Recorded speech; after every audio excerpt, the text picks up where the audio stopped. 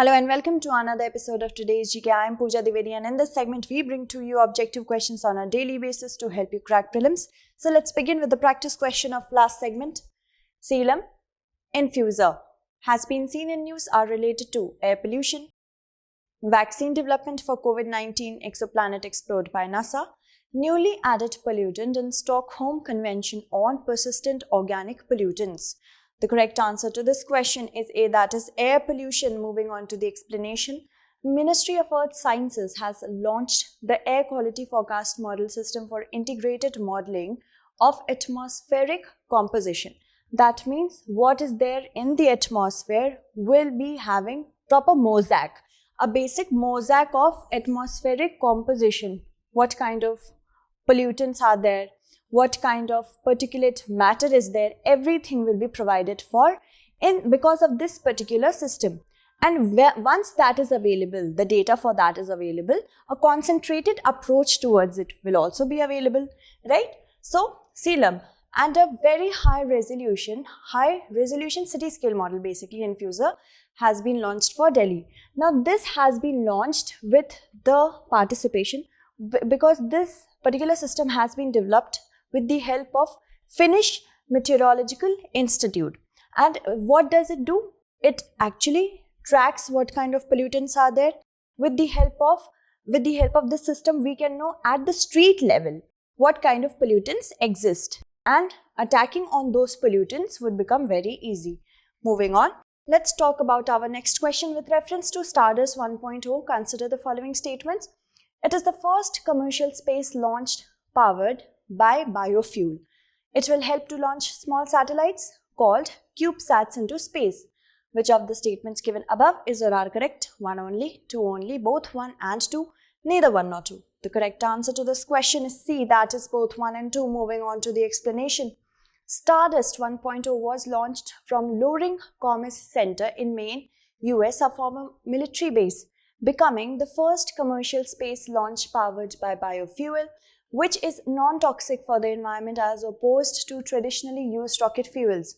Stardust 1.0 is a launch vehicle which is suited for student and budget payloads. The rocket is 20 feet tall and has a mass of roughly 250 kg. The rocket can carry a maximum payload mass of 8 kg and during its first launch carried 3 payloads. These rockets will help to launch small satellites called CubeSats into space. Why do we even need such a technology? Because of the rising space debris, because of non-used satellites now, because they are floating in the entire atmosphere as debris, and that is creating space garbage. To not lead into that, such CubeSats will be very helpful. First of all, they will not acquire or not occupy as much space as the big satellites do, and if they will be equally efficient, why do we even need a technology for heavy payloads? So that is the first. Secondly, because of the proper utilization of such CubeSats, what will happen? First, the space problem will be solved. Second, space in the sense the space that they occupy, right? First, that will be solved. Second, creation of space garbage will be reduced, and also every other country will also have a proper area for them to occupy as a whole for their own nation. So all these problems will be solved, right? Moving on. The term Bargees, recently seen in the news, is related to which of the following officials? Village headmen, cavalrymen, revenue officers, spies. The correct answer to this question is B, that is cavalrymen.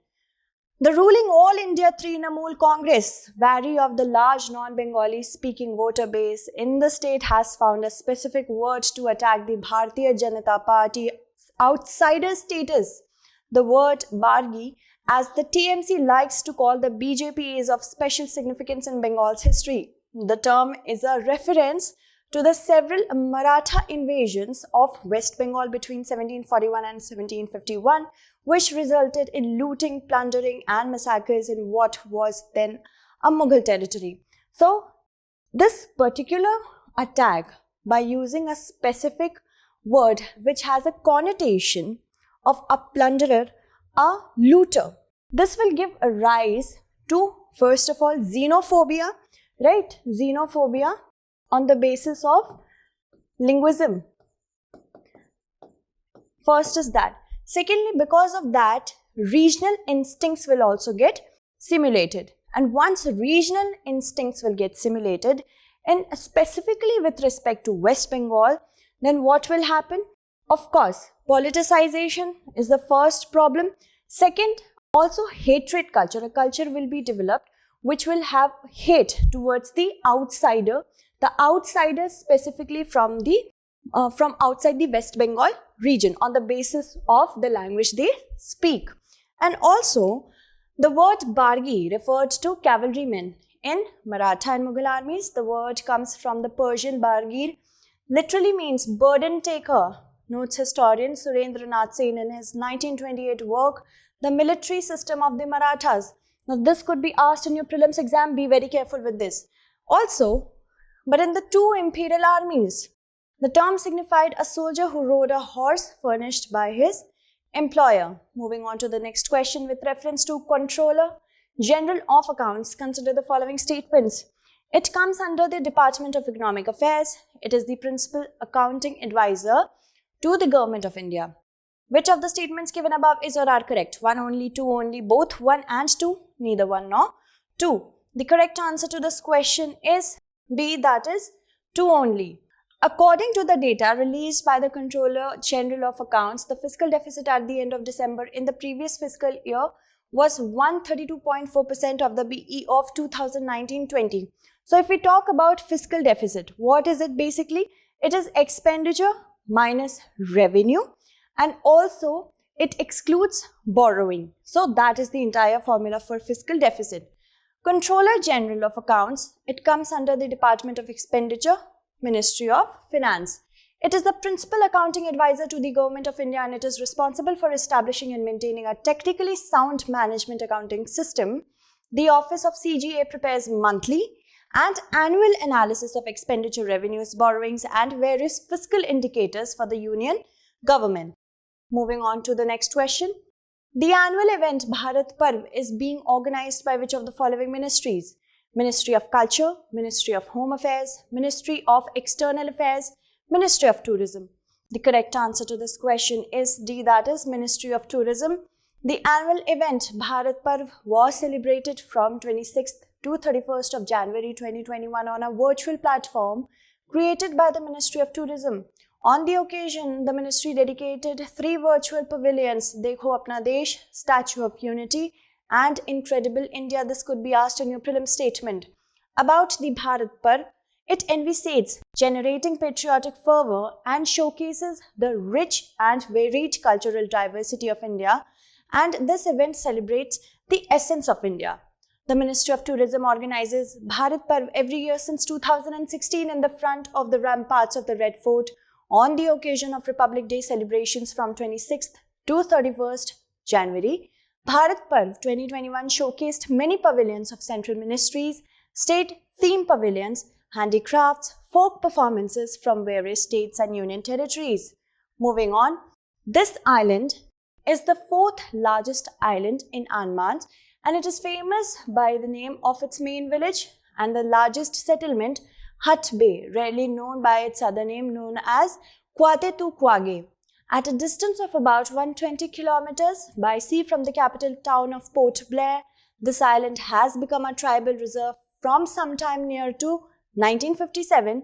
This is considered home to the Onge tribes, even though there are multilingual settlers of Bengali, Tamil, Telugu and Ranchi communities. So you have to identify the islands using the options given below. Little Andaman, Shahid Dweep, Narkondam Island, Swaraj Dweep. The correct answer to this question is A, that is Little Andaman. Moving on to the explanation. Recently, a plan named the Sustainable Development of Little Andaman Island Vision Document by Niti Aayog for the Sustainable and Holistic Development of the 680 square kilometer fragile Little Andaman Island in the Andaman and Nicobar Island group has raised alarm among the conservationists. So if we talk about the status of Andaman and Nicobar Island, Andaman and Nicobar Island were formed as an extension of the Arakan Yoma mountain system. And this particular region, the Union Territories of Andaman and Nicobar, are not only strategically very important for India, but also biodiversity importance cannot be undermined. So the plan which is being imposed, which is going to be implemented, is alarming the conservationists, especially with respect to the climate change. So that is what is wrong with this project according to conservationists. Earlier in 2020, the Prime Minister declared that the Andaman and Nicobar Islands will be developed as a maritime and startup hub. Little Andaman is less explored due to the limited mode of connection with the capital town of Port Blair. Lying at the southern end of the archipelago, Hut Bay Jetty is the only harbour for ships or boats coming into this island from the capital town of Port Blair.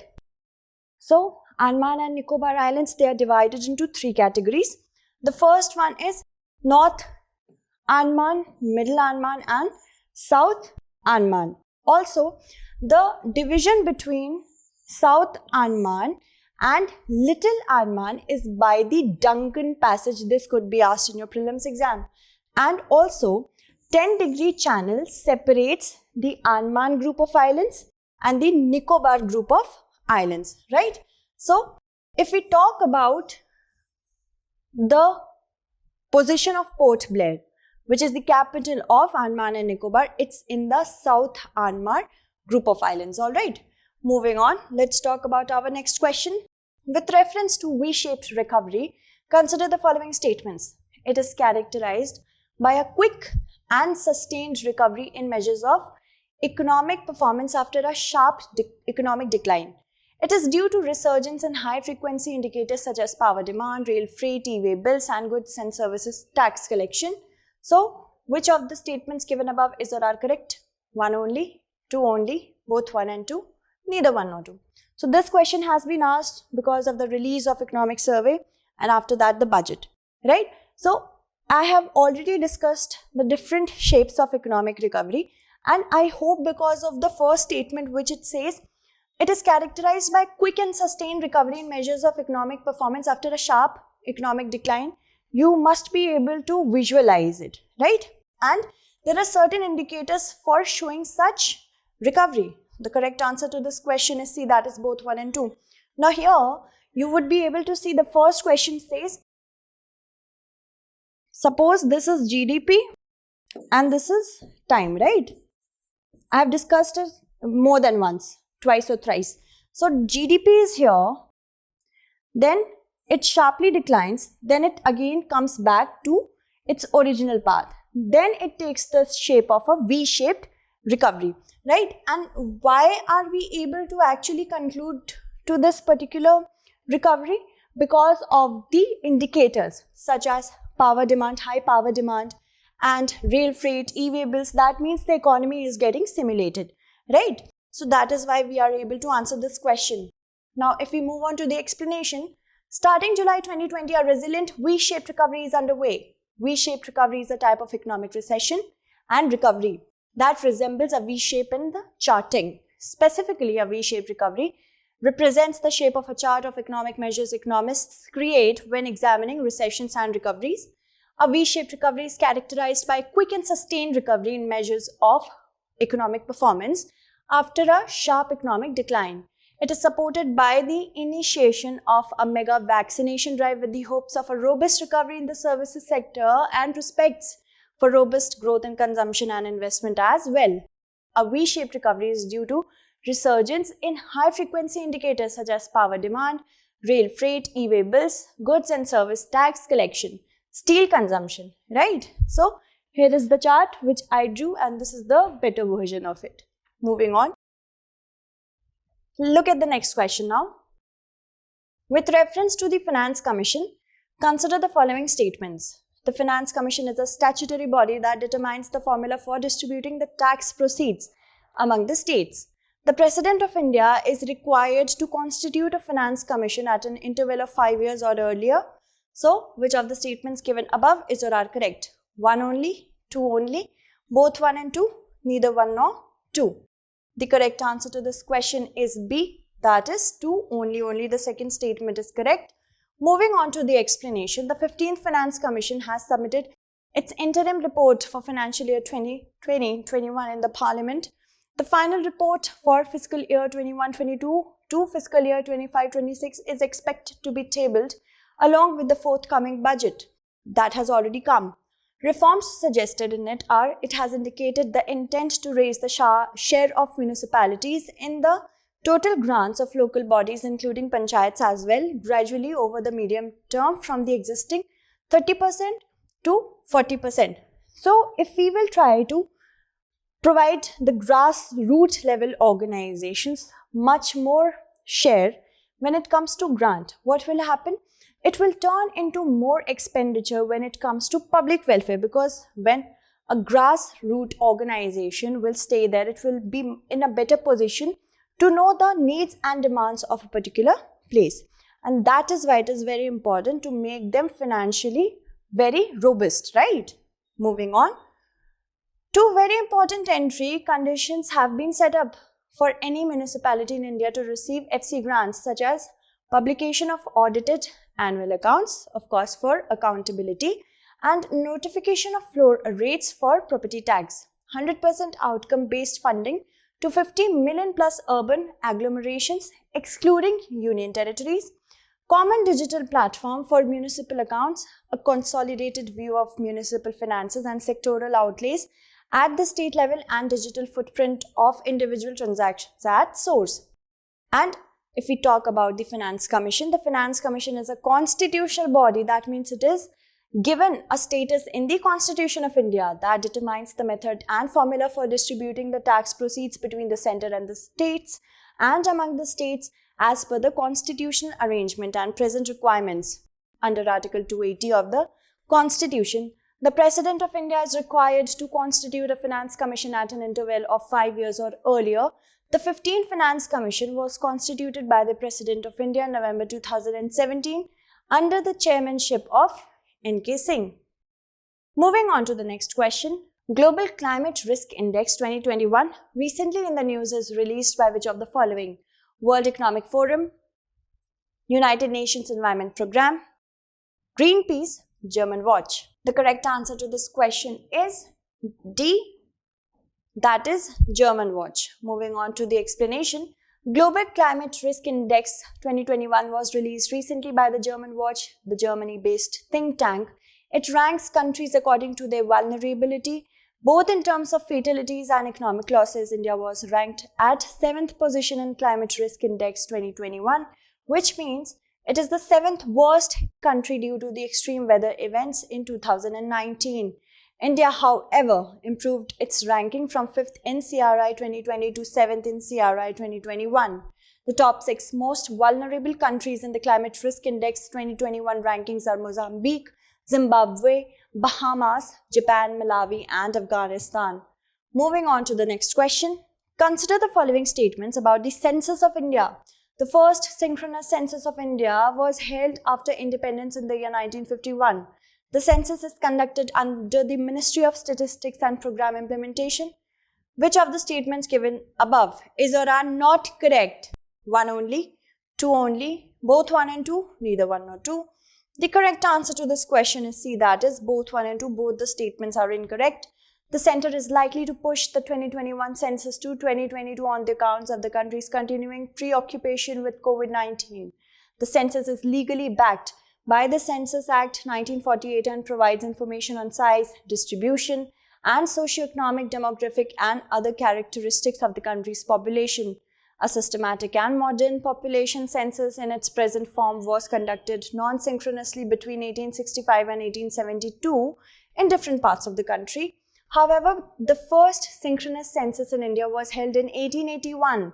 Since then, censuses have been undertaken uninterruptedly once every 10 years. Since 1949, the census has been conducted by the Registrar General and Census Commissioner of India under the Ministry of Home Affairs. Also, moving on to the next question. With reference to Sukhoi 30 MKI's aircraft, consider the following statements. It is developed indigenously by the Hindustan Aeronautics Limited for the Indian Air Force. The aircraft can carry the air-launched version of the BrahMos missile. Which of the statements given above is or are correct? 1 only, 2 only, Both 1 and 2, neither 1 nor 2. The correct answer to this question is B, that is 2 only. A squadron of 4th generation fighter jet Sukhoi 30 MKI equipped with the BrahMos missile was inducted in the Southern Air Command Thanjavur. Sukhoi 30 MKI is a twin-jet multi-role air superiority fighter aircraft developed by Russia's Sukhoi. It was built under license by India's Hindustan Aeronautics Limited for the Indian Air Force. Also, Sukhoi 30 jets have been modified to carry BrahMos air-to-surface missiles, giving them the capacity to conduct long-range precision strikes. Moving on to the practice question for our next segment, which of the following dimensions have been used by the Economic Survey 2020-21 for its newly constructed Bare Necessities Index? Water, sanitation, financial inclusion, infrastructure development. You have to select the correct answer using the code given below. 1 and 2 only, 1 and 3 only, 1, 2 and 3 only, 2, 3 and 4 only. So, I hope you'll be able to answer it correctly in the comment segment. That's it for today. Tomorrow we shall meet again with another segment. Until then, stay updated and thank you so much for watching.